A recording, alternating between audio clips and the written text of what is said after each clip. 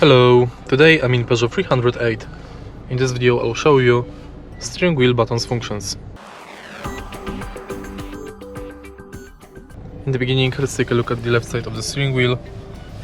Thanks to this panel we can increase or decrease radio volume, and also if you press this button you can mute and unmute the radio. Thanks to SRC button you can change radio source. And now let's take a look at the panel right here. Thanks to this button you can change radio station.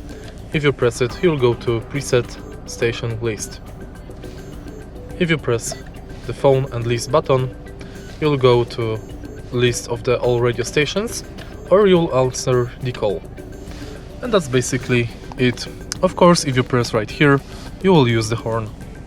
And that's it. If you find this video helpful, please leave like, comment and subscribe.